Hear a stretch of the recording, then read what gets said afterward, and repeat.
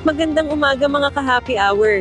Narito ang mga balita para sa MBC TV Network News Update 9 AM edition.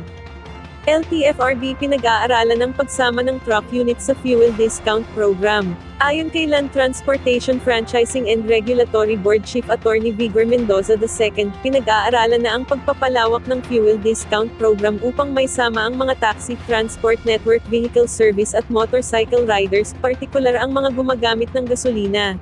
Dagdag pa ni Mendoza, patuloy na tinutukoy ng ahensya ang mga mekanismo para sa posibleng paglawak ng programa sa iba pang sektor ng transportasyon.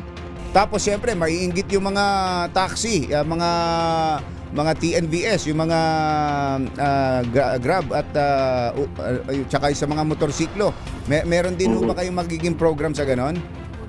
O, pinag-aaralan na po sila. Next in line na po yan. Mga gasolina na yan. Gas-fired. Pinag-aaralan na rin po yan. Samantala, Pilipinas hindi makikialam sa usapin ng Taiwan at China. Binigyang diin ni Pangulong Ferdinand Marcos Jr. na hindi makikialam ang Pilipinas sa usapin ng Taiwan, at patuloy na kinikilala ang One China policy.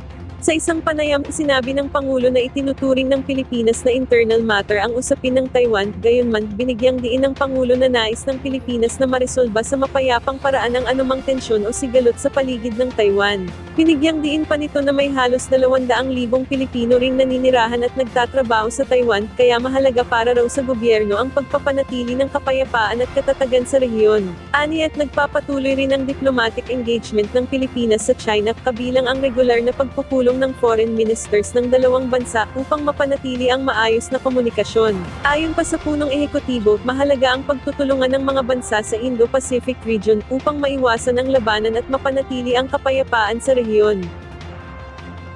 At yan ang mga balita para sa MBC TV Network News Update 9 AM edition.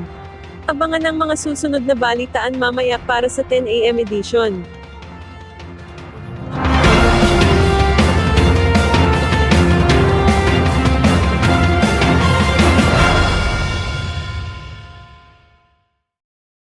Mga ka-happy hour, kung gusto mong manood ang mga balita sa MBC TV Network News Update, mag-subscribe sa aming YouTube channel, i-like ang aming Facebook page, at i-follow sa aming TikTok account.